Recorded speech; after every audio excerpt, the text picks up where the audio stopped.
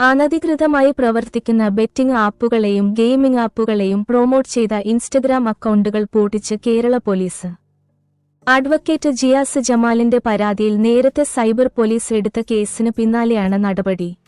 Cyber സെല്ലിന്റെ ഇടപെടലിനെ തുടർന്ന് അനധികൃതമായി ആപ്പുകൾ ഇൻസ്റ്റഗ്രാമിലൂടെ പ്രചരിപ്പിച്ച നിരവധി അക്കൗണ്ടുകൾ നിലവിൽ ലഭ്യമല്ല.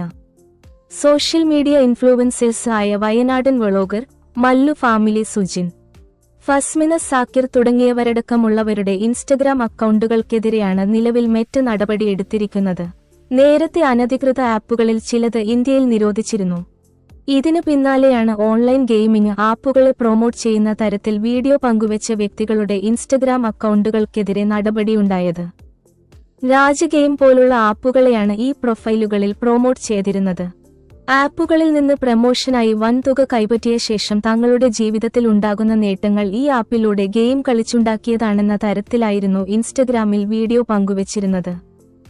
നേരത്തെ ഇൻസ്റ്റഗ്രാം ഇൻഫ്ലുവൻസേഴ്സ് ഇത്തരത്തിൽ ഗാംബ്ലിംഗ് ആപ്പുകളെ പ്രൊമോട്ട് ചെയ്യുന്നതായി ചൂണ്ടിക്കാട്ടി AS അഭിജിത്ത് എന്ന പേരിൽ അറിയപ്പെടുന്ന വ്യക്തി രംഗത്ത് വന്നിരുന്നു.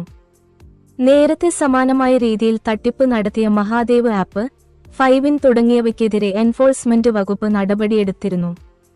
ആഗോളതലത്തിൽ 400 കോടിയോളം രൂപ ആപ്പിലൂടെ തട്ടിയെടുത്തെന്നായിരുന്നു ഫൈവിൻ ആപ്പ് പറഞ്ഞത്.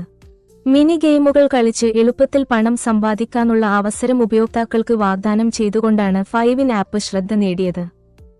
ആപ്പിലൂടെ എത്തുന്ന ഫണ്ടുകൾ ക്രിപ്റ്റോ അക്കൗണ്ടുകളിലേക്ക് മാറ്റിയെന്നാണ് ED കണ്ടെത്തിയത്.